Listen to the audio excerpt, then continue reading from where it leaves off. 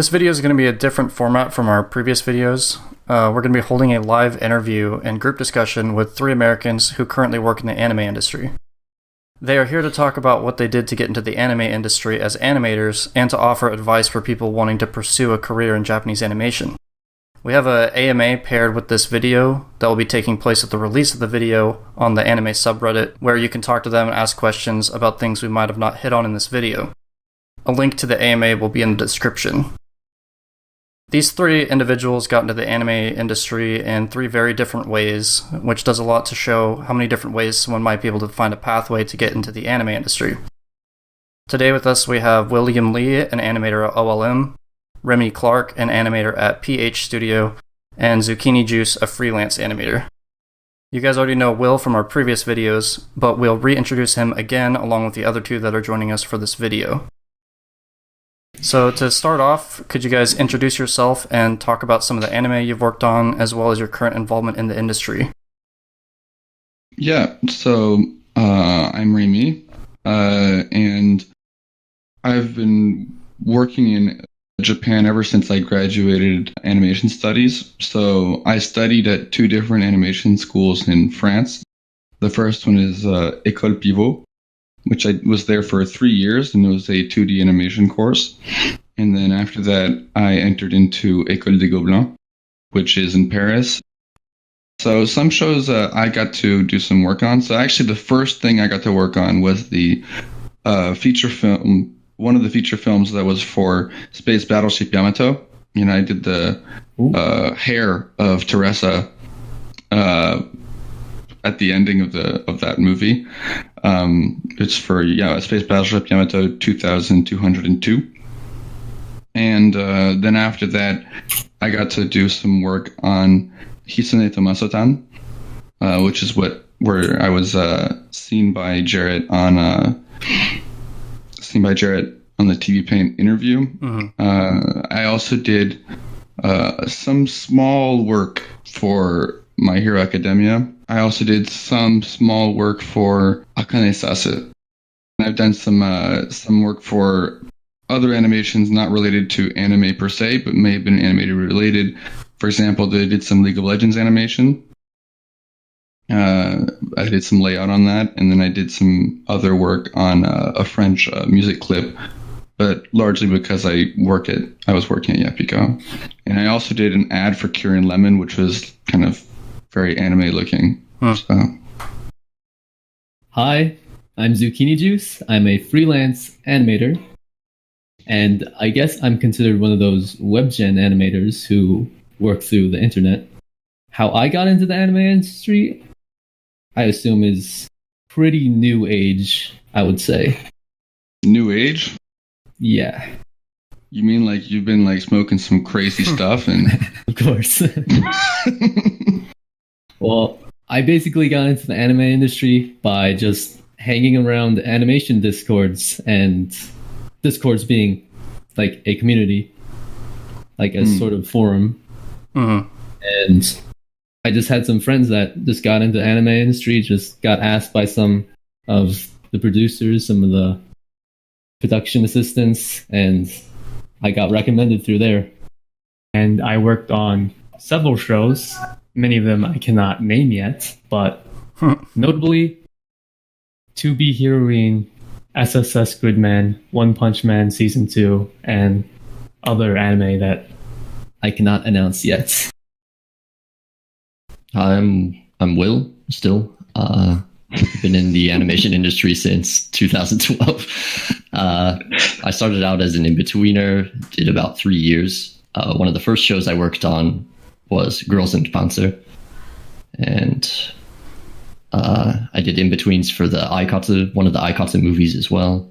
Once I started doing keys, I've worked for a number of studios, well, just as a freelancer, on Classicaloid for Sunrise, Concrete Revoltio for Bones, Show by Rock for Bones, Schwarzes Marken was Leiden Film, Wizard Baristas, and just a lot of different stuff. And recently I've been at OLM working on mainly Beyblade, and sometimes I'll help out on Inazuma 11. For the rest of this video, or at least this first part of the video, I've got some questions that I want to hit on that are kind of going to be standard things that probably most people will be wondering. But after those questions are over, we'll probably just kind of go into more free-flowing conversation. Or if it kind of ends up there before the questions are over, that's fine too.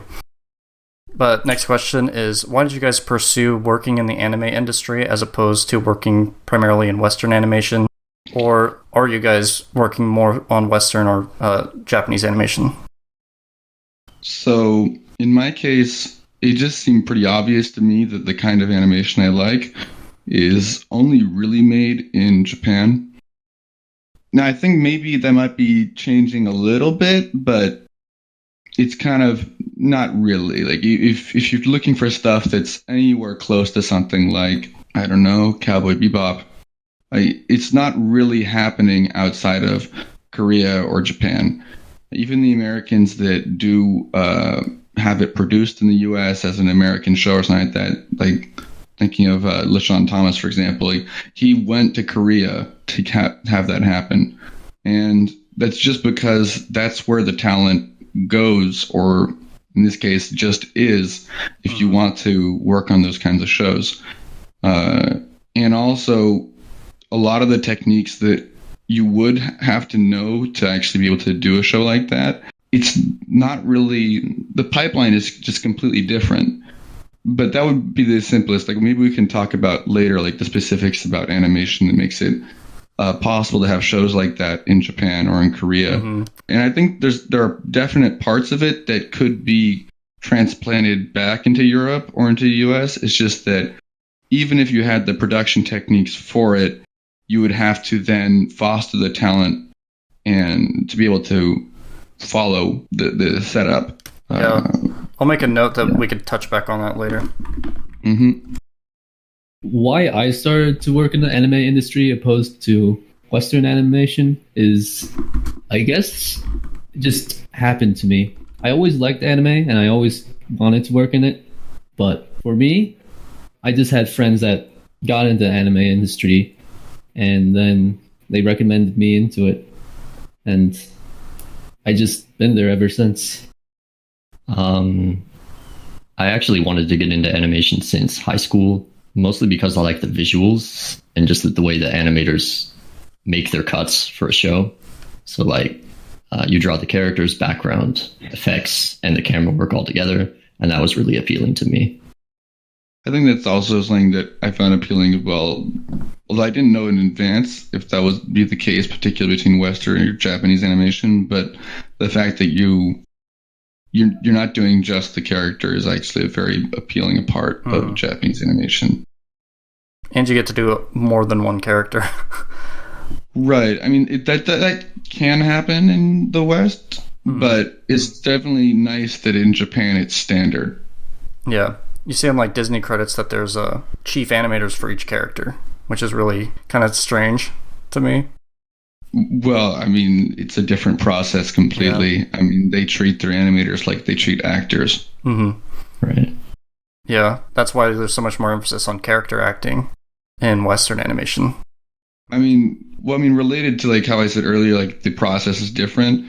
From what I know, and I could be wrong, is that like the animation director in Japan like supervises the whole shot through all the sequence, right, when he corrects your shot, whereas in like at Disney, which is not necessarily the case for other Western animation, because like, to be very clear that Disney is still particular, right? Like you could include DreamWorks into it or something, but like you'd have the animation director who's the one like supervising the animation, and he's almost in a way more like a technical director if you're thinking in terms of 3D. The head of that character is not necessarily doing all the animation for that character, but he's certainly supervising all the animation of that character. So he's the one making sure that the character always looks like they're having the right expression, despite the fact that the other animators working on that character. So you'd actually have probably like four people working on the same character, but your boss is the guy who's making sure that character looks right at all times. So in a way, you could say that at least character-wise, they're much more intimate teams just for one character versus having an overarching look at the whole thing, and then hoping that the director and the animation director's corrections will fix it enough in the Japanese pipeline so that the character's personality comes through. Mm-hmm. All right, so next question. How did you find a pathway into the industry? Did you have a plan for how you're going to get in, or did you just stumble upon ending up in it? Which we kind of heard a little bit about the stumble upon pathway from Zucchini Juice, but... Okay, so one thing I found is I knew that I wanted to work in animation, and I had actually started learning some Japanese by myself. I didn't have a teacher because it was... I just started learning Japanese by myself online, but I mostly studied Japanese just in written form. But the thing is, like, even after like studying Japanese and like studying how to draw, and I got into an animation school, I actually still didn't think you could work in Japan. Like, it sounds silly, but I just thought it wasn't possible. I was told, and I had read that Japanese people only really work with other Japanese people. And then people saying, like, even if you wanted to do so, Japanese is so difficult, you'll never get there. Mm-hmm. So even after I had done 3 years of studying animation at my first animation school, I didn't think it was possible to work in Japan, like, in any plausible sense. I'm not necessarily from I'm not from a poor family, but I thought like it would be too expensive, it'd be too complicated, it would never really happen. It was only after I was at my second school and they said, yeah, we have internships at Japan regularly. Like, Japanese people don't do internships that often, but it can happen. And I was like, oh, really? And seeing as I was on a 2-year, like the second school I was at, like there was a remaining 2 years. If I wanted to do an internship in Japan, even if I wanted to work in Japan, I just told myself, like, I'm not going to get another opportunity to go to Japan to get my foot in, mm-hmm. which is maybe not, it wasn't actually true, but it certainly seemed like enough reason to finally, actually say, I'm going to go to Japan and figure out what it's like. So that's basically it. I mean, before that, of course, I would draw because the people who get into animation as animators, I mean, they probably have drawn some point earlier in their life. But mm-hmm. I actually thought I'd do science at first, but around about 14 or 15, I was like, I don't think I want to be studying research papers for the rest of my life. I was more of the opposite in that, well, I already knew that I wanted to do animation in Japan, so I figured the going to Japan part needed to be first. And so out of high school, I got into a language school, and I wasn't sure whether originally I was going to try to get into an art university, a 4-year one. And so I ended up studying Japanese for 3 years to get up to college level to take the entrance exams. And I ended up failing the entrance exams for the art school and getting into a 2-year technical school instead, which was okay, but less than ideal. Mm-hmm. But the technical school itself has a lot of great graduates with a really good body of work. This was like an art technical school, or? Yeah, okay. It's a Tokyo Designer Gakuin. So I don't know if anybody knows Excel Saga. The director's been there. There's a lot of famous animators that have gone to that school. And after that, I made my portfolio and started applying for in-betweening. And that's how I ended up at Actus. All right, Zucchini Juice, you kind of already talked about this question a little bit, but did you have anything else that you wanted to add? Yeah, sure. My pathway into the industry, like I said before, was through the internet. I had a friend, Gazu, who started to work on a show called To Be Heroine, and he pretty much helped me to get into contact with the production manager of Studio Land, the ones who made To Be Heroine. Mm-hmm. So I didn't really have a plan to join the anime industry. It kind of just happened, and I went with it. I always wanted to join the anime industry, and I pretty much always wanted to. And I practiced since I was pretty much when I was 10 to animate on these cool shows. But I always thought I would have to go through the more traditional route that Will or Remy did, like going to art school, apply to the studio, become in-house, and go through all the steps to become a key animator. But how I did it was, I would say, pretty much kind of strange, but the anime industry is always changing. Mm-hmm. Yeah, and I've actually got a question about that specifically later that I'll bring up. Unless you look it up, like you don't realize how much information is online. Oh yeah, about how to do shots and stuff like that. Mm-hmm. And it's kind of like once you get interested and you find out there are websites that explain this stuff, a lot of it's in Japanese, but you can probably find English versions somewhere. You're like, oh, okay, I can actually learn this stuff before I go or something like that. And I'm assuming that, well, you had a friend who helped you out, but like, for example, a lot of people think, oh, you have to do assistant work first because that's how you learn everything, which is good. And I would actually like recommend it in a way, but it does still stand that like if you want like a lot of the stuff you need to know to actually work in Japan, you can find online, and you don't have to wait until finally you arrive in Japan. Yeah, I feel I was very much lucky, but also not very lucky, because I feel my path I took into the anime industry is much tougher because of the massive information void there is. Mm-hmm. And I wonder if you experienced any. Do you know what imposter syndrome is? Oh yes, I have experienced that so much. Apparently, even till this day, Paul McCartney from the Beatles still feels imposter syndrome. Oh. There's just like something where if you can get into something, you might not necessarily like, you're like, oh, I don't even know if I even should be doing this, or like why, you know. To be honest, I'm doing animation director work and like corrections, and I basically have imposter syndrome every day as well. Like, should I really be drawing better than this guy? Like, I'm drawing over people that are like 20 years my veteran, so oh wow, I'm like walking on eggshells. Yeah. Well, at least think of it this way, like I'm working really hard to try and learn all sorts of notation, all that, and then there are other Japanese animators that I meet up with, like, oh, I never learned this stuff.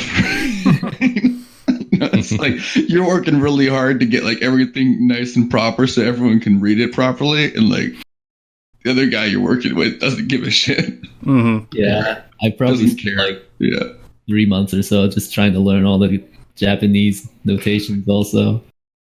I was really glad when this channel, Striving for Animation, was actually made, because it's English translated. I would have to translate all the Japanese. So. Yeah, that was the thing that I felt the most, like the language barrier is huge as far as like how much information is available in English versus Japanese. Yeah. I would say Striving for Animation is pretty much the best and the only resource you can get if you want Japanese to English translations on how to work in the anime industry. I thought that was amazing that there was no, like, that's the reason we made the channel, was because it didn't exist. And then, you know, Will was getting tired of explaining it the same thing over and over again to everyone that was asking. It'd be good to just have something that you can link and say, just be like, hey, check this video, we talk about it here. Because it only gets worse because like you decide, oh, I'm gonna buy myself or I'm gonna find images with the storyboard, and I'll look at like how they write storyboards, right? But you don't realize how much stuff gets changed like over the like decades, you know, when they started learning stuff from Disney, like oh, zooming in 2D animation is a truck. Wait, but trucking in and out is different. And it's like, nope, but not in 2D animation in Japan. And then you're like, what? And so you could have been reading the whole time, like, man, I didn't know they actually did multiplane so much. And it's like, no, it's just zooming. Right. So, yeah, even if you did take the time to go through it, like, word by word, there are still going to be surprises. Mm-hmm.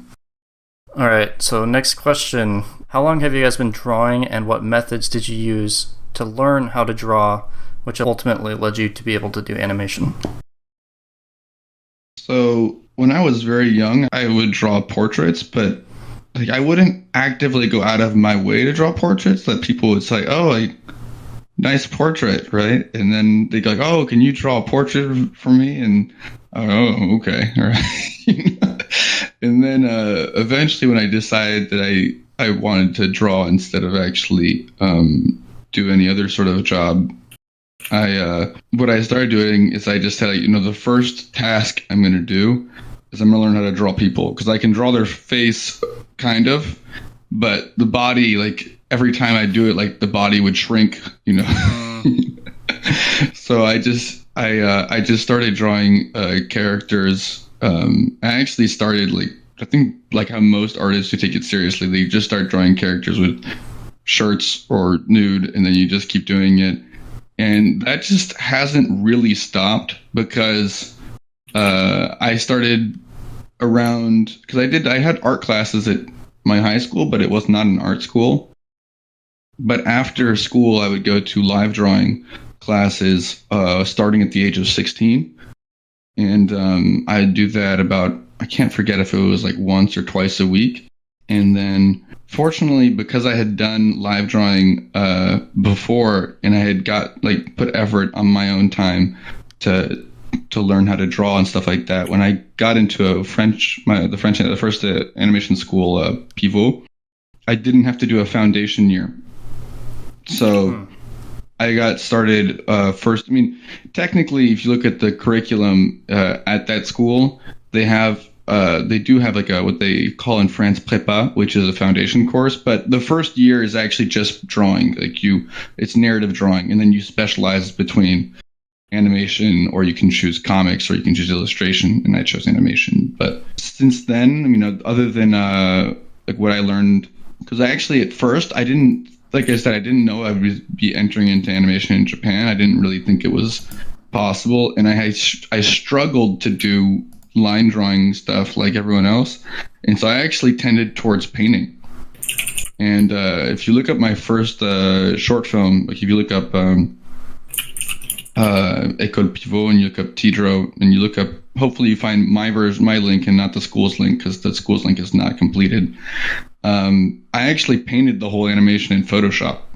So it just goes to show that you don't have to draw like people do in Japan at first. Like sometimes you can experiment first and try something else.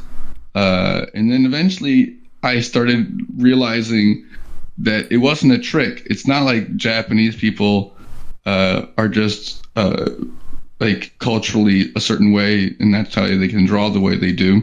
It's because they work really damn hard at it. And to be honest, it didn't even click with me like how precise you had to be until I got my internship, and I had 2 months of Doga training, which is in-betweener training, and you just take as much time as you have to get those straight lines. There's no trick. It's just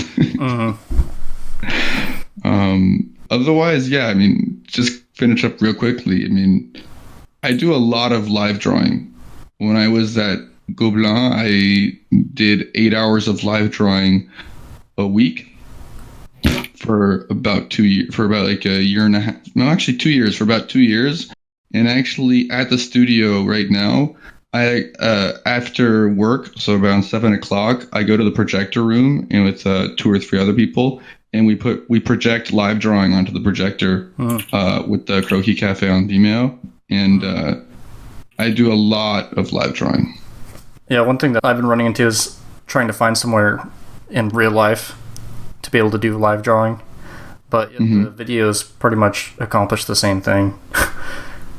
Right. It's always better in person because you actually can take advantage of your 3D vision. I mean, It's more a feeling than an actual like technical thing, but it definitely adds to it. Zucchini Juice? For me, how I got into drawing and how long I've been drawing and what methods I got into to begin animating was, I'd say, as always with most kids, I would draw things for fun. But drawing wasn't my main passion when I was a kid.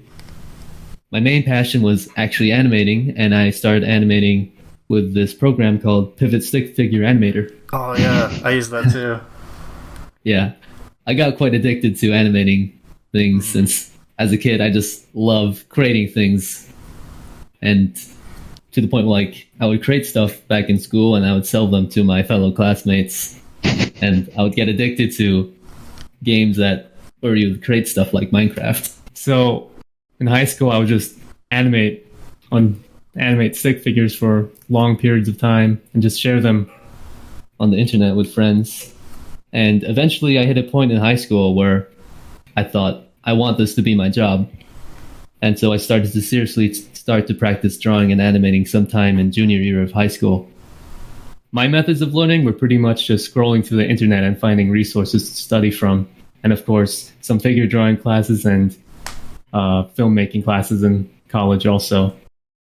But little did I know back in high school that I'd hit my dream of animating in the anime industry 2 years later. So, yeah. That's cool. Well, I actually got into drawing maybe the latest out of everyone in this call. So I started in my second year of high school for some reason. One of my friends showed me Princess Mononoke and Cowboy Bebop. We stayed up all night sort of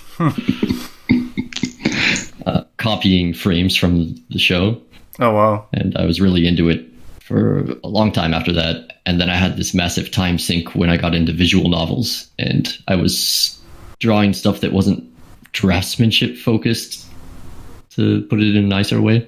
And so like for animation, it's very draftsmanship focused, like centric as far as the way that you draw. And it's very figure drawing based. And so I didn't get into proper figure drawing until much later. And even in my technical school, it was 2 years total, but they didn't allow figure drawing for the first year, unfortunately. So lately I've been, just in the past 5 or 6 years, really trying to get into doing the figure drawing and getting the mileage that I need to actually draw enough figures. And if there's anything that I can say from hindsight, it's that I wish I had done a lot more of that a lot earlier. Don't worry, we have the same feeling, but the other way around. I keep finding that I have to draw, like, for example, I'm taking a lot of effort to figure out how to do perspective properly. And like you draw figures for so long without actually drawing a proper perspective. And then you find out how important putting a proper perspective down and a proper background is. And that your character doesn't mean anything without a background. So, yeah. I like how you're talking about pausing the anime and drawing it. Whenever I was like a really little kid, like I think I was like 11 or 12 or something, I would pretend to be sick so I could stay home and use our DVR to pause animation on the TV and draw it. And I would be like drawing like Baby Looney Tunes and SpongeBob and Fairly Odd Parents.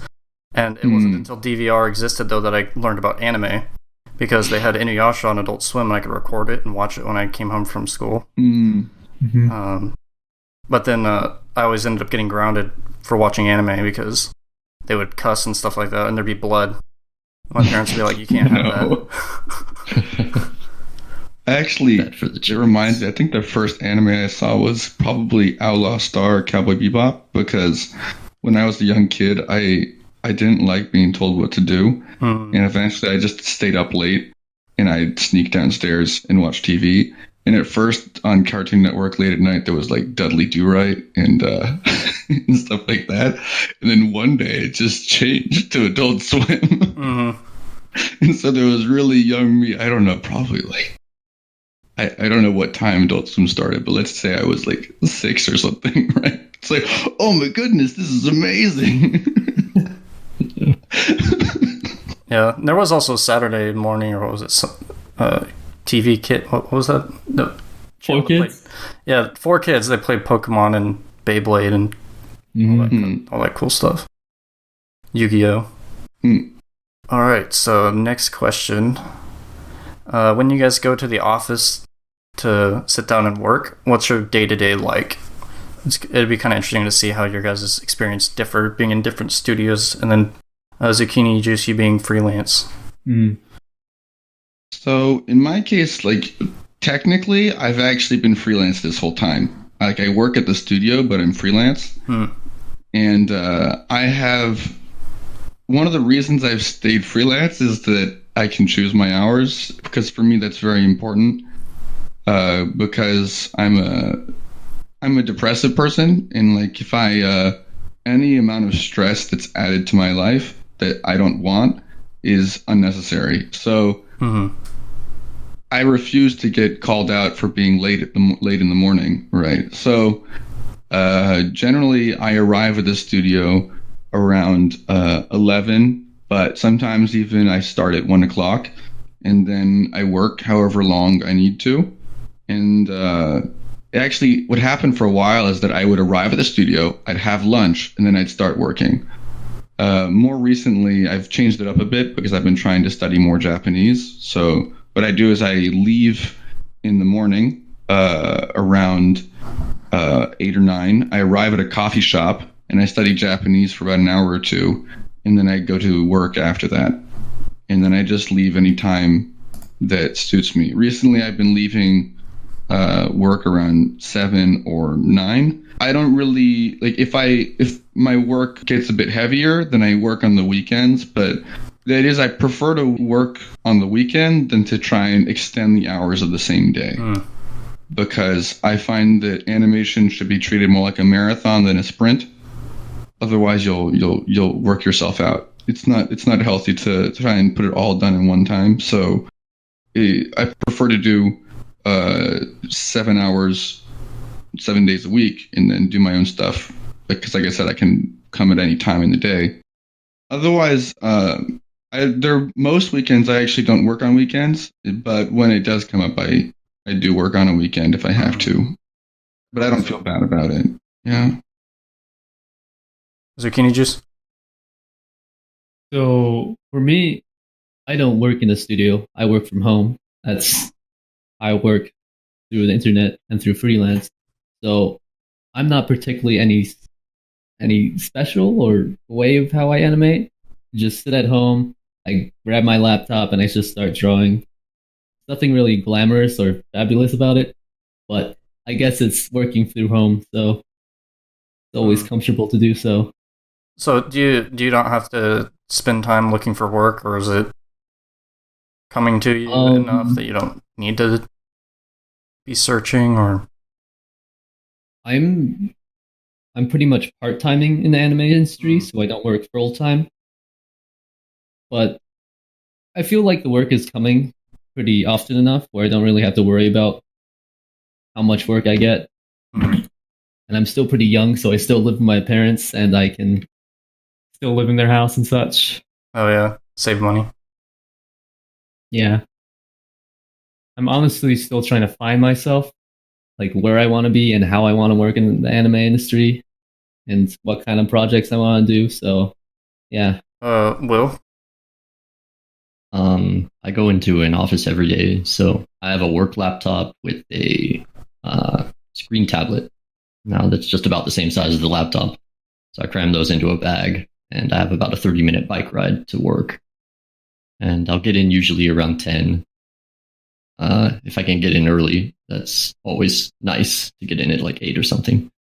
And I'll work until lunch and eat a quick lunch, and then I usually end up with the last 45 minutes of my lunch break to do some figure drawing just at my desk with images. And at night, I'll usually work until around 7, but at late nights, I'll be there until 11. And I actually had some health problems this year, but until then, I was doing maybe 2 or 3 overnighters a week and working weekends as well. Nowadays, I'm sort of toning it down to be more, try to stick to 8 hours a day and not go over that. Or if I have to work longer, work during the day and actually sleep at night. I remember there was a Not time when very you were glamorous. considering going full Da Vinci mode.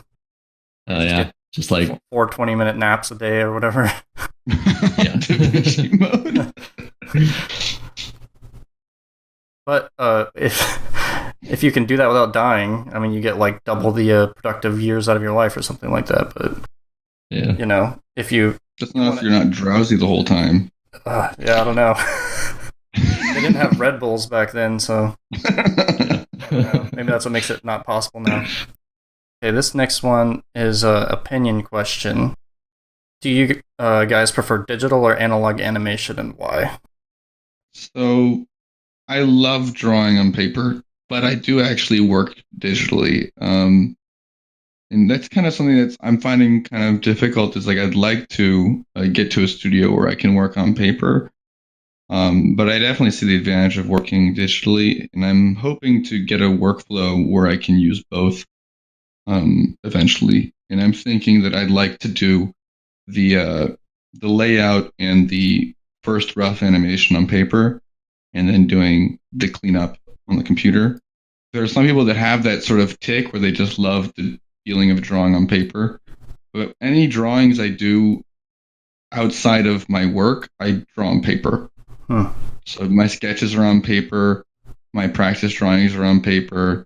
I practice Japanese on paper. Like I use paper all the time. I just love the feeling of the pencil under my hand. It's an itch I gotta scratch. Zucchini juice? I definitely prefer digital animation. Obviously, one reason is because I'm halfway across the world from the studios I work for. Yeah, you can't be mailing. And yeah, one studio actually asked me if I wanted to do analog animation for their studio, but I guess they didn't know that I was halfway across the world from them. But I feel like digital animation, you just be a lot more organized, and obviously you have like tools like Control Z, and you can just be a lot rougher and make more mistakes because you can just clean it up as easily in digital. There's one thing I find like is that even if I was to work on analog, right? Technically you could draw analog and then time it and send them the scan versions, but there's definitely the case to be made that you still have to scan it all, and unless you've got a scanner that can read lots of pages very quickly, that's time consuming. So you'd have to put that into your day and enjoy the fact that you're scanning, right? They've got big copy machines that can just go over in Japan, right? Right. The problem is I was just going to say the problem is that the peg holes don't get lined up when you scan them in with a mass scanner. There's one brand that actually lines them up. I forgot the name of it. I should ask my friend what that is. Otherwise, they're using, if your TV Paint Master Race, it works. TV Paint Master. Actually, I think that technically OpenTunes has a thing that lines up peg holes, but it's only for the cleanup tool. So you have to be doing it for the drawings that you're doing for Doga and not for Ginga, because otherwise it's going to like completely pixelate all of your artwork. It's going to pixelate it and put it all in red, green, blue, and black, right? And it's not going to have, like, if you started shading in like yellow areas, it's like, what is that? Yeah, it won't recognize anything. Well, what's your kind of opinion on this? I actually first started out drawing mostly digital. Really? And so I learned analog when I got into the industry, and it was a necessity to draw on paper for Doga. And so I basically hated every second of drawing on paper, to be honest. Because I had, after a year of doing Doga, I had tendonitis in both my hands and stuff. Oh, wow. Oh, dang. Like, I was at a kind of tough studio for a bit, and they would make you erase a lot of stuff. So you would be erasing frantically for the last 5 hours of the day, like erasing and redrawing. I don't like doing Doga. Did a number paper. on my hands. And sometimes the paper would just crumble. Yeah. I mean, I know, like, when I was doing my Doga internship, like, I enjoyed the fact I was drawing paper, but I do not like doing cleanup on paper. Like, I like to move my pencil around, but that's not what Doga is. Doga is, it's really precise work. And, like, like you'd wish you could use your arm to draw, and, like, no. Fix your hand right on the table, and then, like, twist your finger, like you have to like almost like squeeze your pencil for it to move, and then you turn the page constantly, and you're just doing this like really mechanical way of drawing. You're like, this is not for me. Yeah. So as much as, like I said, I'd like to do rough animation paper, I know that doing Doga on paper is not for me. Maybe Nigen, like when you clean up tie downs, but not in betweening. I prefer to do it digitally. Yeah, I think once I sort of started getting up into the keyframer level, they would allow me to start working digitally. And so I basically ran to digital as just a way to get away from analog. And it has a lot of pluses that I can control Z. And also the big thing is that you can do a lot more trial and error digitally because you can actually play the animation at real time timing to check. I wonder though that whether it looks cool or not. If eventually that'll just become kind of a crutch though, because like if you hadn't ever learned analog, then you're going to rely on the trial and error and type of animation as opposed to sort of like planning out what you're going to do. You're just going to be like doing straight ahead animation and then hoping it looks good and then erasing and fixing. And I do think it's going to be a crutch for some people. If you get too used to Control Z or using warp tools or drawing something out without planning, it's all mostly discipline based. And the other thing is like zooming in too much. Yeah, but you have to sort of be deliberate about what you're doing digitally so you don't end up relying on stuff too often that limits your growth as far as like your. One thing I would say is that you should be doing personal drawings of some sort or another. Like you don't have to necessarily be doing illustrations. Like I do live drawing or something like that. You could be doing observational drawings outside. And in your personal work, if you're doing digital work, or you can do it digitally, but you still have to have the presence of mind, is that you should aim to use your eraser as little as possible. And like you just, in your personal work, you try and draw more precisely. And that will hopefully go into your digital work where you get it better the first time and you avoid because work is work as well. Like you also have to perform at your work. And if you're not fast enough at your work, you shouldn't be saying like, oh, like this is a crutch. So I'll stop. And then you just stop being productive. Like you can still work on improving your draftsmanship outside of your work on other projects or other stuff like that.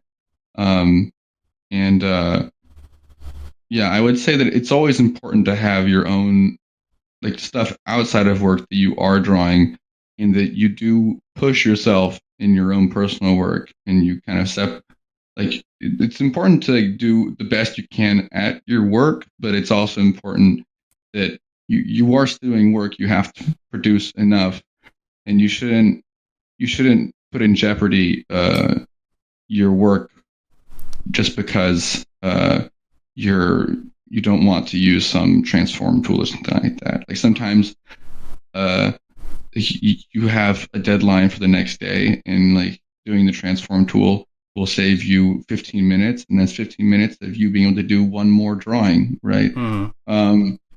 Because I don't know, you put the hand in the wrong spot. You could erase it and redraw the hand, but it was a difficult foreshortening pose or something like that. But the thing is, I don't know, maybe you're drawing a mecha drawing and you're like, oh, you're dealing with some heavy time, right? It's yeah. So, I would definitely agree that it could become a crutch, but it doesn't have to be a crutch. Yeah. Yeah, that's a good way to put it. Yeah, I think so too. This is kind of a split question. This is for Will and Remy, and then the next half will be for Zuck. Will and Remy, did you guys experience any culture shock moving to and integrating with Japan? And Zucchini Juice, did you experience any sort of cultural differences in interacting with production staff working remotely? I think I received a lot less culture shock than most people. I don't really feel like I had culture shock because first thing is that since I'm a French American, I just always feel like a foreigner. It's not really so I think a lot of that culture shock is just the shock of being a foreigner. It's not actually like because it's Japan. It's because you're in a foreign country and you've finally realized in your life that people act differently from you. They expect different things from you, and instead of having a very tight way of thinking like this is how manners should be, like if you lived in another country, you're a very, I wouldn't say international, because I mean it's France and the US, which is definitely very different, but it's not like all the countries in the world. But you realize that some things about manners are true across every country. It's just a question of degree, you know. Mm-hmm. There's like, for example, stuff where they say, oh, you can chew with your mouth open in Japan, right?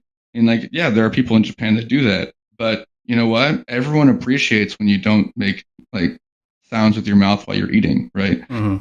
You don't have to have it as a rule for it to be pleasant, right? Yeah. So I think there's that. So first of all, like realizing that that part of your culture shock is not just Japan, that you're probably just a foreigner. The other one is that I got into Japan knowing some Japanese.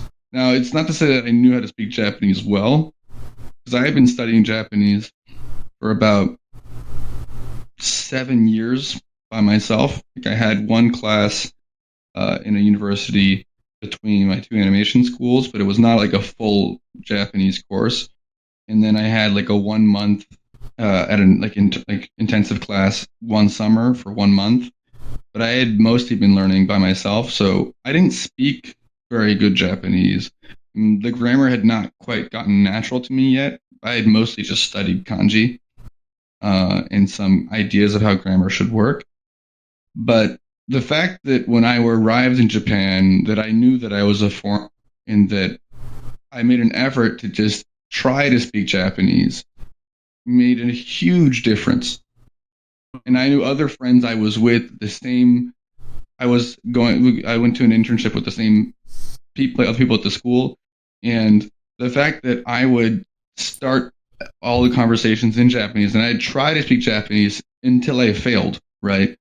Meant that Japanese people were much warmer to me than other people. And other people say, oh, they're very cold, right? Like, oh, they like, they're very solitary. And it's like, that's not really true. Japanese people like to do stupid stuff. They like to have fun. They like to go drinking. They like to make fun of each other. It's just that if you're not making an effort to speak with them, and they, by default, because it's not just because they're Japanese, but because, they see it's a foreign person, right? They don't want to bother you. You don't want to bother them. So you both isolate from each other. Mm. So you have to make an effort. And I would say, like, if there is some sort of culture shock possibly, which is that Japanese people are very likely to accept a fun proposition, but they're unlikely to make one up and propose it to you. So, like, when you meet somebody and you say, let's exchange, I don't know, Facebook or Line or contacts, right? Like, I almost never expect them to actually send me, like, say, like, oh, you want to go to a park or something like that next Tuesday? Whereas, like, I would do that, like, I was at my internship, it was a Tuesday, and I said, you want to go, like, drinking or something, right? Yeah, sure, when? Thursday? Yeah, okay. And it would just happen, right? It's not a...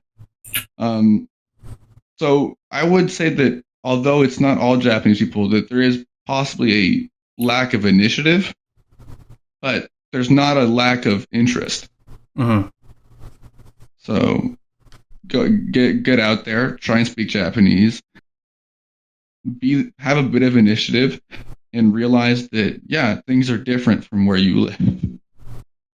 Yeah, I didn't really experience a culture shock at all because I mean, I'm a native born American, but I didn't really fit in so much in school. So coming to Japan, it was sort of like starting from scratch to me, which it didn't feel like something particularly new to me. Like, I had the communication barrier, and I had some trouble with communication in school as well. So it was just kind of more the same to me. Mm-hmm. And I think the biggest culture shock I had was just that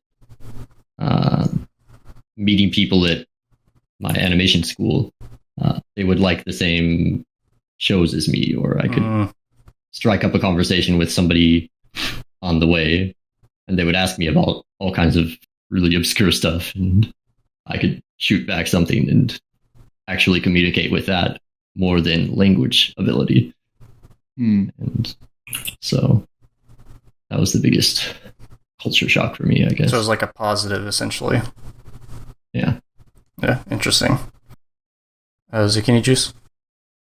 I don't really get that much culture shock for obvious reasons, but one really prominent one shows, and that would be how hardworking some of these Japanese animators can be. Sometimes you just have to sacrifice health for your craft. Sometimes you just gotta animate for 15 hours or more. And I can't really do that often. I tried to do it like once, but the health sacrifice was just too much. But some of these Japanese animators do that every single day. It amazes me, and I respect it a lot, but that's what shocks me about their culture.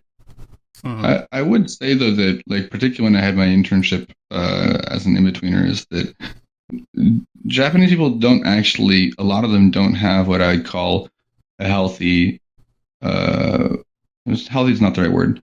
They don't have an effective work ethic. Like, a lot of them, like, they'll be watching, like, Game of Thrones or something while they're animating, like, on their tablet next to them.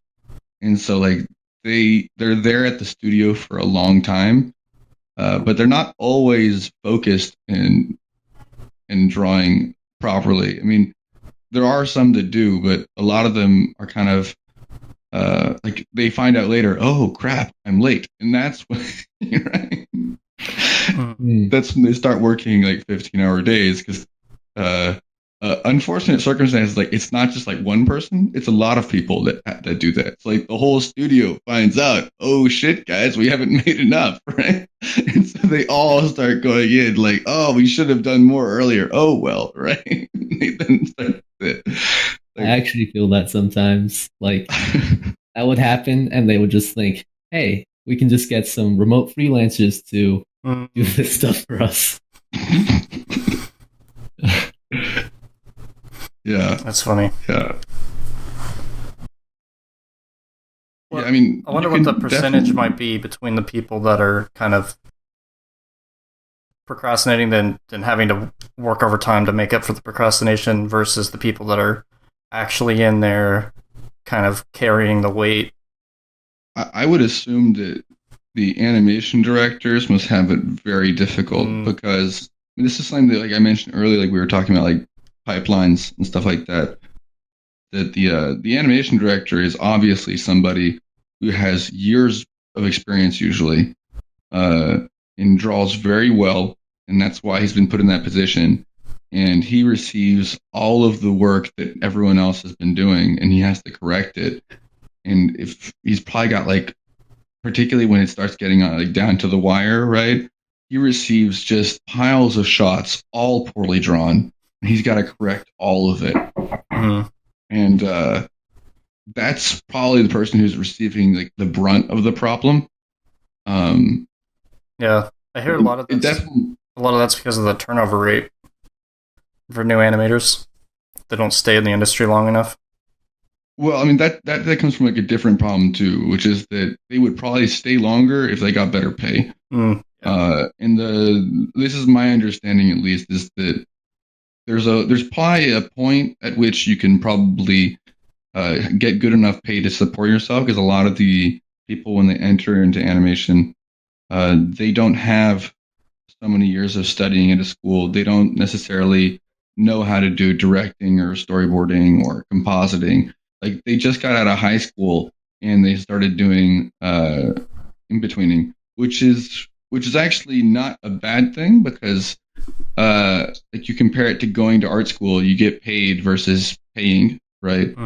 But it definitely means that if you start, like, actually trying to live off of that, like, sometimes I've heard numbers which are very small. And the thing is, it's like, a lot of these studios, of course, they're not getting as much money as they could from, like, the deals they make, but a lot of them have more money available than they are letting it off to look like. For example, I have a friend. Now, he studied fashion, and then he did UI design, and he decided, I want to study animation. So he started drawing. He couldn't get into the animation school he wanted, so he went to Japan. He talked to a bunch of studios. He went to the one that paid him the best, and he got paid training. And he got paid better than most of the like most of the key artists, because they liked his work and they thought he had promise. Hmm. And he's been having that salary ever since. And he became a key animator after 6 months, and now he's a creature designer. Wow. So, like, there's definitely more latitude than most people think, and like there is definitely more money than people think. It's just that one way I look at it is, for example, in France, French people are very bad at negotiating, very bad. But the way they deal with this is they get laws in place to negotiate for themselves, right? So like, you're not paying us well enough. Well, you're now gonna the law is gonna force you to pay us better, right? Whereas in Japan, people are often very poor at negotiating, at least in animation. And the thing is, they forget that when you go to a job interview, there is no specific moment where you get to negotiate your pay. You have to bring it up. Mm. And you have to do it at the beginning, because you can't do it after, like, halfway and say, I'm sorry, this is too hard. Pay me more, please. Right? They're going to say, no, you can either accept or you can stop. Right? So, yeah, remember to negotiate how much you get paid. Like, there's probably more room than you'd think. Right? Like, I've been told that there are some shows where, like, if you don't ask, they'll say, well, we normally pay 4,000 yen per shot. And you're like, well, what if you ask for 6,000? Well, maybe depending on your portfolio, they'll go, okay, right? Who knows? It's but you got to ask. If you don't ask, it's never going to happen. So I've got some individual questions for you guys. We're actually kind of starting to get toward the end of the questions, and then we can probably start doing some discussion stuff. So this next question is just for Remy, because you kind of you did the all-out art school thing. So do you think art school's worth the expense? And do you have any recommendations for schools for people wanting to be animators, 2D animators? It's kind of hard because I did French schools, first of all, and I literally landed at the best animation school in the world eventually. So, yeah, Gobelin, yeah. Gobelin, you pronounce it differently, I guess. Yeah, I kind of did the French twang to it because it just comes out of the mouth better. But anyways, the thing I would say is that there are two, like, schools come in to do two things, right? They will set you up with a network, and they will give you courses, right? But you have to remember that even with the courses, there are things they will not teach you, and it is actually inevitable that they cannot teach you everything, right? So the third thing is the environment. So a really good school, like the ones that are like well known, that have a good reputation, they're going to have a great network. And there are people that go to these schools almost exclusively for the network. They actually don't care about the rest of the other stuff, and there are reasons for that, which we'll get to. But so you want to see, like, if this school is expensive or it's worth it, is it going to set me up with a good network? If not, then the next two things are going to be important. The next thing is the courses. So there are people that get into 2D animation through 3D animation schools or something like that. It's not impossible. You can draw in your free time. You can focus on doing design work for 3D, and you'll know what animation is and stuff like that. And like, you can do that. But it's definitely better if you find something that, if you want to do 2D animation where you draw a lot, hopefully something that, classes that where you actually animate. You should know that a lot of animation schools are not professional technical animation schools. And what I mean by that is that they will teach you the basics of what animation is, but they won't tell you how a pipeline is structured. They won't tell you what it's like to have an assistant work for you. Some of these things, one school may teach you a little bit, but other schools won't. So you'll have to ask about that kind of stuff. But I would say that probably, if you want to work in 2D animation, it's better if you can find something that has a drawing course. And I would say that, as a general case, the more fundamental drawing stuff in the course, the better. I know that some people will say, well, like, my art teacher didn't like the anime style, and it's like, okay, well, as long as they're not forcing cubism on you. I don't mean like cubism is bad, but if they're not, unless they're forcing abstract art on you, if they're trying to teach you anatomy, perspective, color, stuff like that, The fundamental. right, really fundamental stuff, because that stuff really, like, it sounds dumb, but it's so fundamental, right? It's you come back to it years later, going like, oh man, I gotta get out my Bridgman book again and study anatomy again. Yeah. It's like every time you get back to it. So like, if you can get fundamental drawing skills, right, particularly for line drawing, but even anything, like if you want to be a color artist, you can be a color artist in Japan. That's totally possible. I know plenty of background artists that work in Japan. Actually, most of the French animation artists here are people who work in backgrounds. And you probably might have heard of Thomas Romain. And I mean, there are essentially background art directors who are foreigners in Japan. Like, that's actually one of the things that they're lacking most in Japan. Like, they have plenty. I mean, they have a shortage of animators, but not a shortage of character designers, right? The last thing is that a school gives you an environment, right?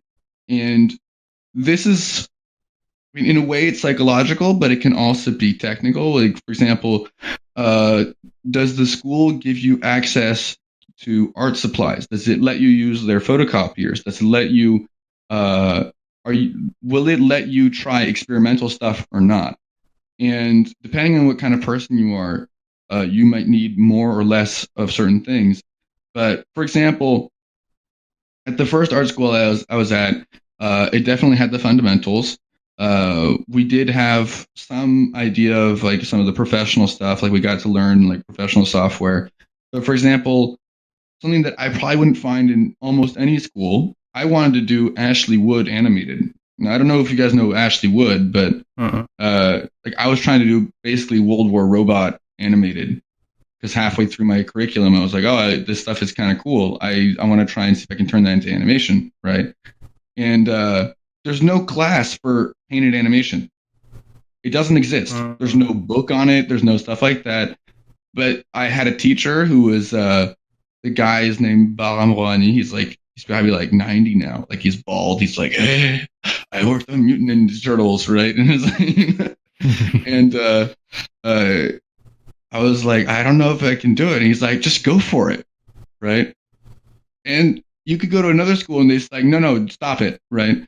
And you know what? I completely went for it. It was great, and I'm really happy I did. And you know, if you were in a school that had a poor environment, that didn't want you to try stuff out, that didn't want you to do stuff like that. And so the first school I was at, like, did not set me up with a good network, but it did do the fundamentals, and it let me try some stuff out. And that's what got me into my next school. And like, that next thing does not have to be a school. It can be a job. And like I said, with my friend who got into an animation studio, like, when they saw his portfolio, they didn't think, oh, he is a good animator. They thought, this guy has potential. And that's one thing that I admire in Japan, is that they still train people from the bottom up. Yeah, in the West, you're expected to already be perfect out of the box. Right. And but you know, you start off with a $40,000 dollar salary. Right. So, I mean, that's something that, I mean, it's multi-layered, but I would definitely at least think of it, does the school have a network? That doesn't mean, like, does it have a network? That's going to usually be the big schools. Is it teaching you fundamental drawing principles and animation principles? And is it a good environment? Like, do they want you to try stuff out? Does this suit your personality? Because I know at the first school I was at, like, it suited me, because I was like, I just gotta draw. I gotta draw as much as I have to get this right, even though it's not working. I'm gonna keep trying, right? Whereas other people, it wasn't working for them. And so I would like to recommend just one school or another, but my best recommendation is, like, you look at the school curriculum. If you can visit the school, ask your questions, right? meet the teachers you might have if you can, right? And look at it from that multi-layered approach, right? And if a school is not working out for you, like it really isn't, I don't see why it should if you're a very focused person. But if it's not, either find like what is working for you, or remember that school is not the beginning and ending of your career. Mm-hmm. I think that covers it. Nice. I think that was a lot of good advice. I ended up not going to art school just because I couldn't afford it. So I'm kind of having to. I kind of got forced into the pathway of. Learning. That's another thing, right? Like, for example, my mom was very, very nice to pay for all of it. I have no student debt. Oh, nice. But the French schools were also not very expensive compared to American schools. Yeah. So, for example, the school I was at first was about 3,000 to 4,000 euros a year, which is not cheap. Wow. But it's way cheaper than a lot of American schools. I got accepted into DigiPen, and that's like, it was founded by the guy that, like, one of the co-founders of Nintendo or something like that. Yeah. And they have like a really low acceptance rate, and I was really excited to get to go. But then after I found out how much it was going to cost, like I was registered for classes and everything. They had a really good program and all that. But I did the math, and if by the end of it, I would have been $200,000 in debt. Yeah, like I saw the same thing for CalArts. It's like a lot of people at CalArts, for example, actually leave halfway through the course because they found a job. Mm-hmm. They found a job, and they're like, oh, I did 2 years at CalArts and I got a job, so I'm going, right? Because if they did the whole course, they'd be $250,000 in debt. Yeah. Which they can pay back because you can get paid pretty well, but it's still $250,000, right? It's like, so, there's that, and then there's, you're like, that's the school's cost, but then there's living costs too. So the person who gets out of CalArts who did the full course and is doing it off of a loan is probably a third, like $300,000, $350,000 in debt. And California is not a cheap place to live either. Right. So, but one thing interesting about me not getting to go into the school, though, was it kind of made me go the internet route of just looking up resources because there was nowhere else I could go. And I ended up actually on artwork critique on 4chan, and then I had a lot of people on there that were actually really good at making you realize you're terrible at drawing, and that's what I needed. Like, even though I got accepted into a bunch of art schools and they were offering scholarships and all this kind of stuff, I was still like, I had to be kind of woken up because I was too high on the left side of the Dunning-Kruger curve. And I thought I was way better than I was. Now I'm at rock bottom on Dunning-Kruger, which is probably where I want to be. Like, I just see like this huge pathway ahead of me of where I need to get to, and I wouldn't have done that if I'd gone to art school. And so, you would find out. It's that's the point of art school. Maybe I'd be at the art school and everyone around me would be like 10 times better than me, and I'd just be like, oh wow, what am I doing here? All right, next question, Will. So you're the most fluent in Japanese out of everyone here. How did you learn Japanese? I mean, you talked about going to the Japanese school, but maybe there's more to it than that. And do you think it's necessary or worth the effort for getting into the anime industry? And do you think drawing skills or Japanese skills matter more for getting hired? So for the drawing skills versus Japanese skills, I think it works basically as a scale. So if you're not as good at drawing, you can balance that with more communication skills or better Japanese skills. And communication skills isn't just for linguistics in general, but just for how on top of things you are with responding to messages or reporting your status if you're going to be a little bit late, to tell them early. So that works as sort of a balance. So if you feel that you're behind the curve in drawing, and if you're trying to be an animator, everybody's drawing and trying to get better constantly, the smart thing to do would be to try to compensate for that with your language skills or either your communication skills. Because if you feel that you're not up to snuff, a lot of times you'll feel cornered and sort of your communication will start to break down with other people too. And so to try to avoid that and use that as a strength is probably the most important thing. Yeah, I'd imagine they'd see you as more easily trainable if you're better at Japanese, because then they can give you nuanced advice.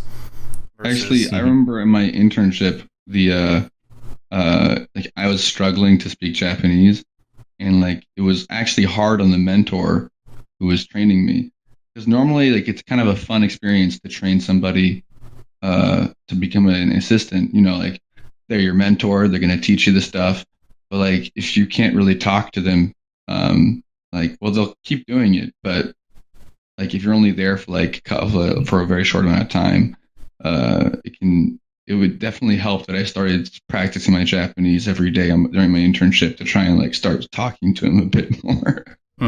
Yeah. And I think just for if people are looking at language school for specific advice, I would recommend at least a year. And most of the people that I've seen that are successful as non-native Japanese speakers have had a year or more. And I was kind of rare to have 3 years, so it kind of acts like a bonus. Like people are kind of excited. Like, oh, you can understand like a little bit more advanced stuff, but that only works to sort of balance out stuff that I'm more lacking in drawing. One thing I would say though is that like the amount of Japanese you have to know also depends on what position you'd eventually like to have. Oh yeah, that's true. I was only speaking from Doga to Animator. Right. I mean, like for example, I know like a lot of people who are going to be watching, most people who are watching want to draw, but if you want to be a producer, like yeah, you got to speak some pretty good Japanese, right? But let's say you start from Doga, like you actually do want to be one of the artists that draws. Being an in-between artist, you don't need that much Japanese, right? But making a living out of being Doga, like, can happen. Like, I know people in Japan that do it, right? Where they do Doga and they do Doga inspection, right? You don't have to know that much Japanese to technically do that. But let's say you want to become a key animator. Well, you still don't need that much, but you have to know enough to read the storyboard. And then you're like, okay, well, now you want to be an animation director. Well, now you have to actually like talk with the director about character intentions after like and read the storyboard like confidently. Your Japanese has got to improve. You want to do storyboard. Now you have to read scripts, right? So the more like the earlier in the process you are, and the more responsibility you have, your level of Japanese has to improve. I think, for example, to be a key animator, like your ability to speak Japanese has to improve a lot, but not perfectly. To be an animation director, like you probably have to read enough for the storyboard and then have to speak well. But then any further than that, you're gonna have to start learning to read like, confidently. And also read handwriting, because that's half the battle a lot of the time. Right. That's a whole different language. Yeah, and that's something I've started noticing is you've got to actually learn the notation before you can't even do a radical search on a lot of these handwritten things. You have to be like, this looks close to this kanji. So. And sometimes it's just pure scribbles too. Like you could tell the animator's just too tired to write proper Japanese. Right, but most Japanese people have problems with this too. It's like there are plenty of Japanese animators that are like, I can't read this, right? And actually, if it's bad enough, you can actually you can ask someone else to read it for you. Like that's like it depends on how high up you are in the thing, but you can ask someone else to try and read it. And if they can't read it, right, at some point the producer will say, no one can read this. You're gonna have a retake on your notation. Right. Yeah. So I remember I was in a studio before with 8 other people. I would be the only foreigner, but everybody would be asking the most often asked thing was, how do I read this notation? Like, I can understand Japanese, but I can't read this guy's writing. Oh, that's funny. Okay, next question's for Zucchini Juice. So you're kind of an interesting case here when you're looking at people who are working in the anime industry. You and a lot of other internet-based animators get credited by their usernames in anime credits. So like I'll sometimes watch anime credits, and then toward the end, you'll see these list of looks like gamer tags at the end. Yeah. Why do you think usernames are used instead of legal names? And do you have any like idea of how this got started? Yeah. Well, the main reason is just because many of us just aren't known by our real names online. So we're known by our usernames, our pen names online. And usually how production managers find freelance animators are just by looking through the credits, and they can just look up our usernames on Twitter to find us. Mm-hmm. There's also other couple reasons, such as font problems for the credits. Japanese names, most of the time, are incredibly shorter in text compared to our foreigner names. Like mine would be Russell Braganza, but you can't really turn that into kanji, which would be amazingly shorter. And some studios have actually asked me to put down a different name just because mine was too long and would clip off the frame of the credits. Yeah. So I'll just give them my username instead. Yeah, Will, do you run into that very often? Because your credit name's pretty long. I have a longer last name, but I never use it. So I just use my first name and middle name. Yeah. I'm honestly still deciding what I want as my name for the credits, because it's very often that they'll mess up the credits. I don't blame them. Credits are surprisingly harder to get right than you would think. Mm-hmm. But yeah, it's just sometimes easier just to give them a 4 or 5 character name just to put down. Yeah. I've been considering like what Ateji would be the funniest for my name. So at the moment, I got a couple that are pretty funny. So like, for example, Kura Aku. So Kura is dark, and Aku is evil. So dark evil, and then Rei Mi. Rei could be ghost, and then Mi could be flavor. So dark evil or vicious ghost flavor. That could be bad. That could be pretty funny. Another one is Rei Mi. Actually sounds like a Chinese name. Oh yeah. But for a girl, and it's Rei, like Kirei, and that's beautiful. And then Mi could be from Utsukushi, which is also beautiful. So I could just be magnificent, right? That's funny. But otherwise, yeah, I think I mean, I don't know how many characters at what point they decide like it's difficult to put your name into the credits. Yeah, I mean, if it gets to that point, I might start doing some sort of like a Teji name. Mm-hmm. Yeah. Funny. Yeah, I think mine would, if I ended up ever getting into a credit somewhere, I think mine's 10 characters in katakana, so there's no way that would get used. But I've seen, could just be like I've seen Willie Amuli in credits. Yeah. And it fits somehow. The Japanese also just aren't used to using, English. So I mean, the other thing too is people will mess up other Japanese people's names as well. It's just really common for the credits to be the very last thing being made, and so they're just like trying to type everything in super fast, and mistakes get made. Thinking about like Zucchini Juice, right? Like a lot of Japanese animators actually use a pseudonym as well. Like they use a pen name or something because they're not sure if the show they're working on will work out, or they don't want to get like they're working freelance for another studio while they're technically hired at another studio, and they don't want to get in trouble. So like, my name is something else. Like Yutaka Nakamura and his work in One Punch Man. Yeah. Like, we know you worked on that. it's too obvious. It's just a really good imitator. Yeah, of course. Yeah, of course. Yeah. Okay, so here's some more kind of non-industry related questions that are maybe a little more fun. What's your favorite anime and why? Could be a movie or a series. It's hard.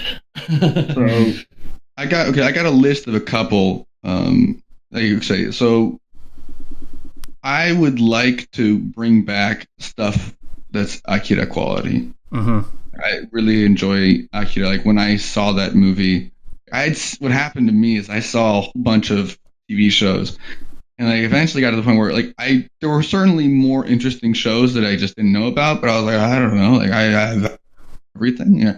And I was visiting my dad, and I went to because Blockbuster is still a thing, and we went to Blockbuster, and there was one, and it just said best anime ever. I was like, it can't be that good, can it? Then well, it can't be that bad either. So I brought it and I put it in the player, and I was like, oh my god, what am I watching? Mm-hmm. But otherwise, like my favorite Ghibli movie is Ponyo. Oh, Ponyo. Ponyo's great. But otherwise, I love sci-fi. I mean, I love Ghost in the Shell. And then I have a guilty pleasure with mecha anime. Like for example, like Gundam is not my favorite show of all, but I've seen most of all Gundam. Wow. Like it's out of the I don't know how many shows I've seen, maybe not seen 5 of them. Right. So like as imperfect as they may be, like I love giant robots. It's yeah, I don't know. There's probably other stuff that I love too, but it's just like, yeah, I think that already gives some idea. Will and Zach, have you thought of anything? The only thing that comes to mind for me is To Be Heroine, but that's only because it's the first anime I ever worked on. Yeah. But if I would have to pick one that isn't To Be Heroine, I would probably pick Space Dandy. I love space, and Space Dandy is just a great show overall. Mm-hmm. Like, I love any show that just is related to space. I mean, how can you not like Shinichiro Watanabe? Yeah. Mm-hmm. Yeah. Will? Actually, I'd kind of echo the liking the first show you've worked on. I really like Girls and Panzer a lot. Like, there's all girls, the best girls in that show, and I just really like, because when we first got the character sheets, it's like, okay, so it's high school girls, and you're looking at the settings like blood type, bust size, favorite tank, and you're like, favorite tank? What? Yeah.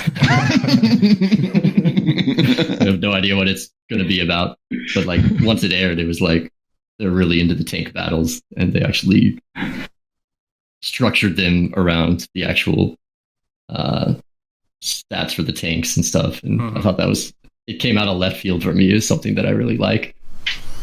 And for other stuff, I'm a big fan of Golden Boy. I come back to that series. Golden Boy.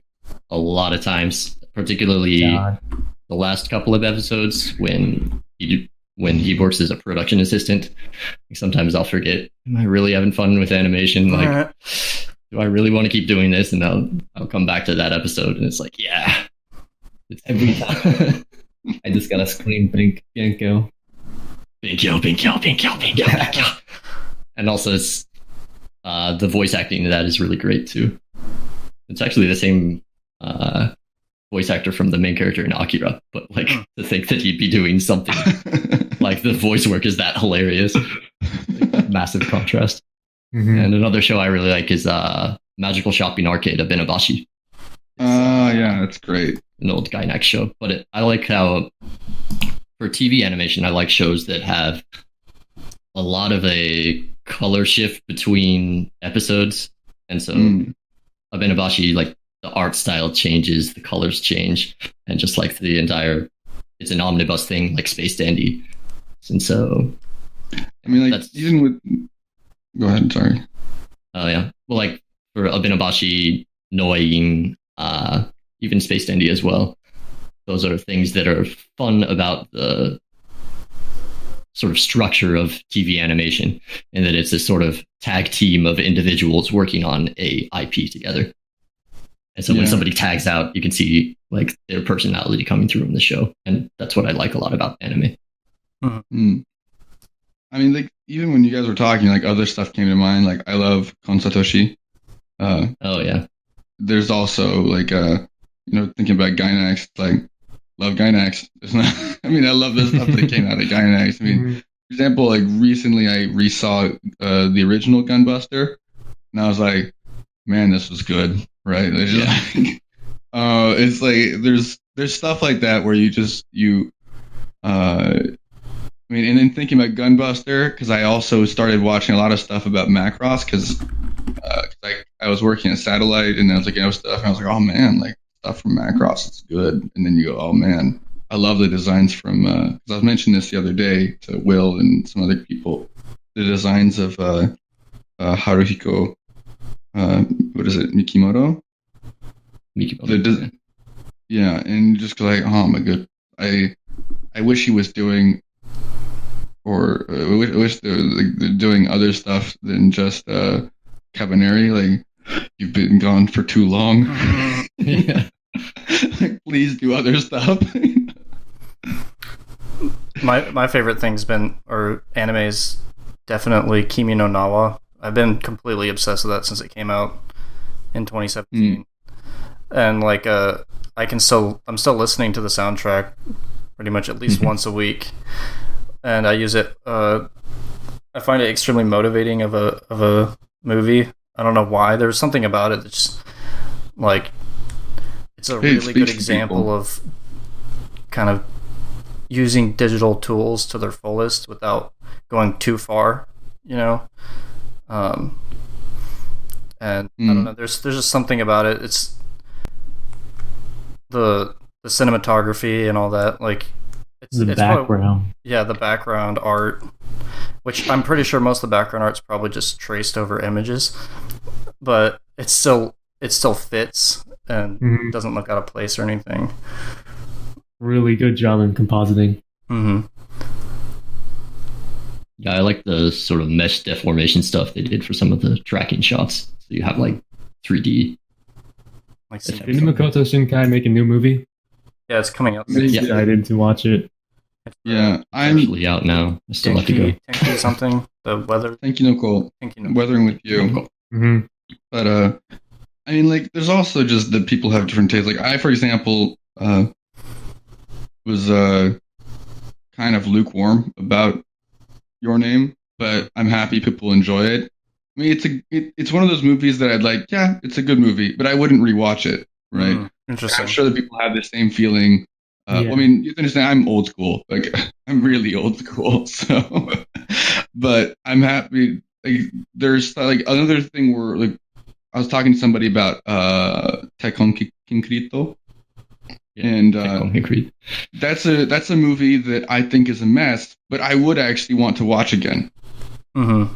Right? Like, it's, people have their own tastes and stuff like that too. So yeah, I feel like you would have been someone that would have appreciated Megalobox. I actually did some Genga on Megalobox. Really? But none of the work that I did when I was at Yapiko, no, not my work. None of the work that the people at Yapiko did, other than the animation director who works at Yapiko, actually got through that episode, because those shots got sent to another guy. And anyways, I shouldn't be talking too much about this, but none of my shots got in. Yeah. Well, I got paid. Yeah.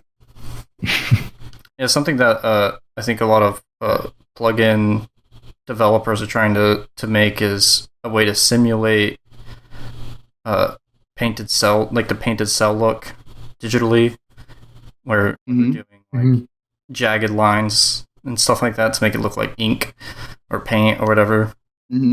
Like what they did for G-Reco and stuff. Reconquista. Yeah, there's a big desire to, I think, get back to that sort of look. Oh, yeah. I think a lot of that, though, isn't actually, like, compositing stuff. It's just better color choice. Because, like, what really gives the cell look is the colors, because they're all done in gouache. And gouache has very nice like slight like pastel colors. Mm-hmm. And when you start working digitally, you can start like pushing the saturation, and it's like, well, if you took the time to like think about more natural colors, you could get the cell look. They're using real pigment that was made in real life. Right. So you can't get every color ever in real life. Right. I mean, like if you look at the Akira documentary, they talk about like how they had to select what colors, and they needed twice as many colors that they selected and pre-mixed for the film. And like it's different. I think we have enough time for the next two questions. If you guys think we have enough time. Mm-hmm. But the second fun question could end up taking a lot of time. So it's up to you guys. We can either skip the last question. I have a bit of time. I mean, which question have we missed? The one that we might skip over is the horror stories one. And the last question? The last question is just kind of like closing advice for animators. The horror stories one, I think we kind of talked about people like having difficulty, things not going so great. Maybe we can because I don't have as many stories about that. Maybe because but maybe like we could meet up some other time, and then we could talk about more like less seriousness, right? And more like wacky stuff. Yeah, and people might ask for that too, so that'd be probably good. So I guess at this point, since we're kind of getting short on time, we can go ahead and do our closing question, which is if you guys could give one bit of advice to aspiring animators who want to work in anime that are not in Japan right now, what would that advice be? So I would say that if it's specific to anime, right, working with Japanese people is realizing that a lot of things that you'd like to do that would be required to work in Japanese animation. They're all hard, like they really are, but they're all doable. And so the thing you have to try and do is first remove any complex you have about learning the language, learning to draw, learning to do perspective, and just set it out so that every day you do a little bit of each, or every other day you do a little bit of one and a little bit of the other. And if you start it early, you won't have to do it all at once at one time. So, for example, like you just start doing a perspective drawing, right, once a day. You don't have to make a really detailed drawing, but if you can just start thinking about perspective or start thinking about drawing characters, when you start taking it more seriously, it won't be like, oh no, this is impossible, I can't get over it.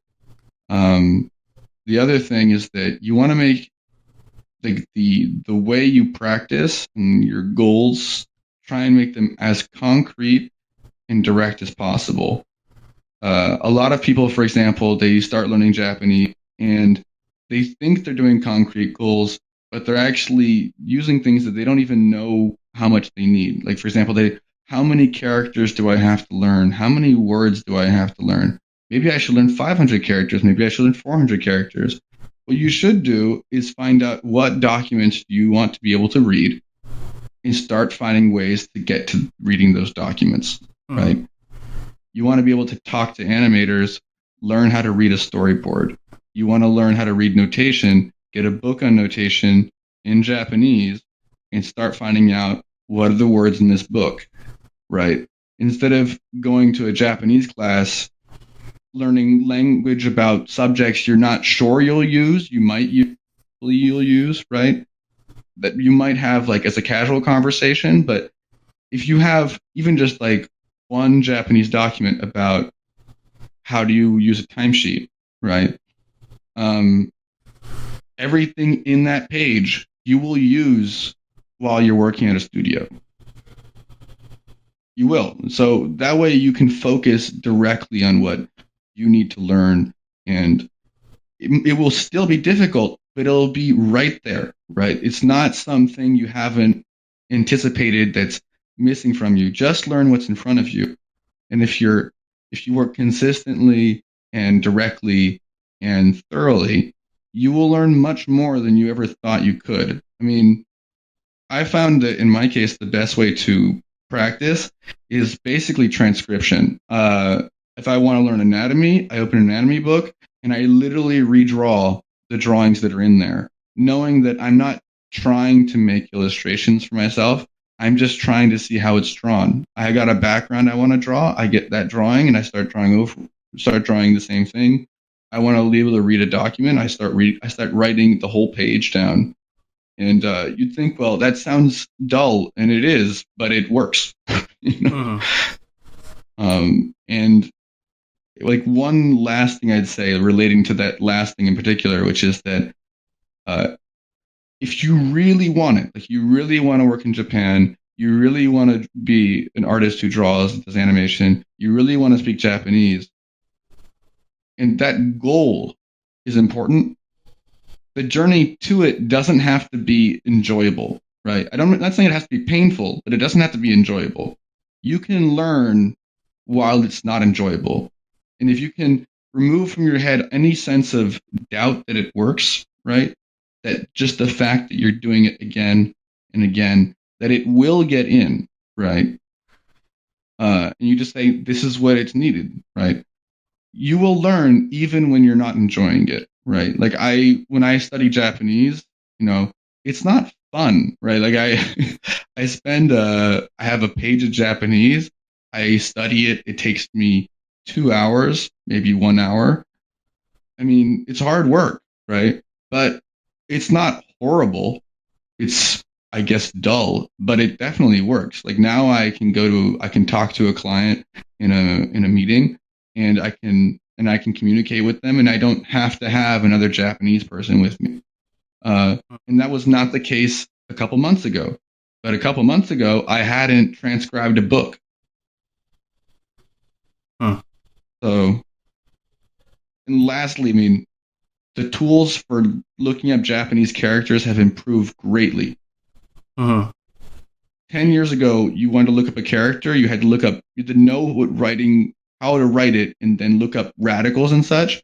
Now you can use Google handwriting and just like scribble it, and it'll find it. You can even use take a picture of it with Google, and it'll translate it for you. But it's gone from taking 10 minutes to find one character to 5 seconds. So now there's no excuse. Like if you want it, it takes time, but you can get through sentences. Yeah. Zucchini juice? I'd say if you want to follow my path of becoming an animator in the anime industry, which is pretty much working half across the world, online, at home, is pretty much just post your work online and make sure you're out there. Of course, get really good and just post your work. And since the anime industry is currently in need of animators, production managers will actually just randomly message you on your social media to work for them. That's pretty much how I got into the anime industry, and how many other people I've seen also got into the anime industry.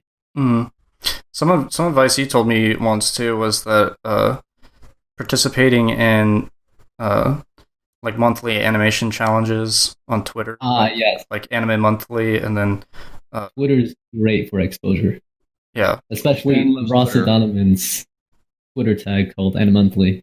That's actually probably one of the major things that helped me, helped production managers find me so I can work on anime.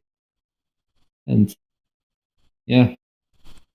Oh, and also for the animations that you post on Twitter, make sure it shows that you know how to do the Japanese anime pipeline. Have all the notations, maybe even post timesheets for just your practice animations. Because knowing how to do the notations and knowing how to do the Japanese animation pipeline is, I'd say, pretty much critical to being hired. Because you can be amazing animator, but they won't hire you if you don't know it. Mm-hmm. Will? Yeah, I was gonna jump in a little bit on that too. Like, a lot of times, just skill wise, they would have loved to hire you, but they don't know if you know how to fit into the workflow.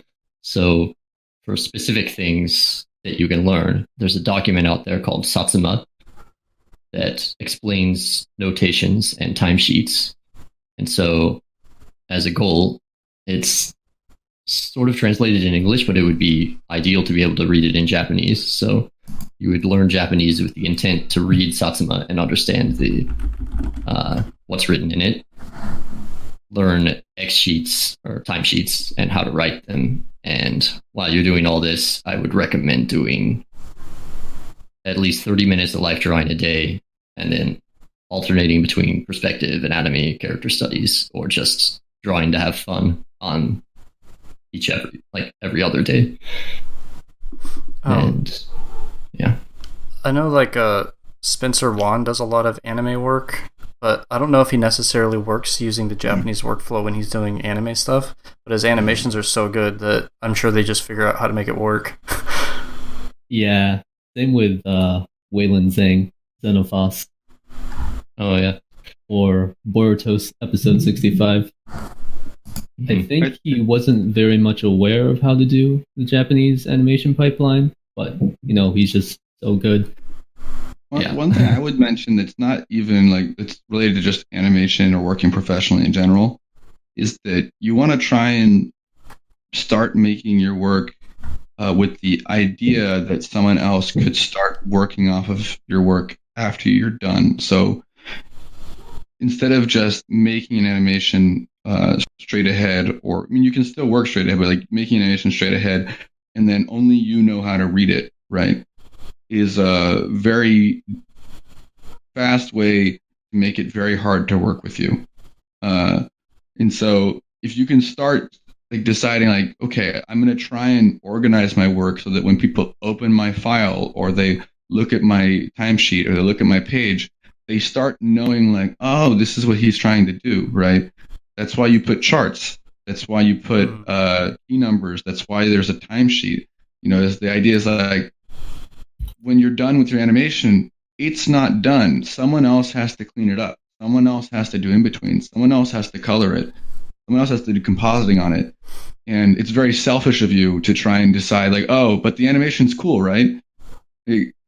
At least try, like, even if you're not aiming for Japanese animation, try and assume that someone else will work after you, even though you might color your own shot, and start making it a habit that you are actually, and you will actually find as you do that because you organize the file for somebody else, you have organized it for yourself too. So when you get back to the shot to color it or to in between it, like, oh, that's what I wanted to do, right? You won't have to rethink what you wanted to do. So considering pipeline, irrespective of whether you are working in Japan or not, with your work is a good idea. I highly agree with that too. Mm-hmm. Yeah. I had recently posted a fake Genga on my Twitter, and someone asked me if they could color it. And then after they colored it, they came back to me like saying, they wished that I had the colored lines on different layers, and I had some unconnected lines in certain places that made it difficult to color, and that was actually really good feedback.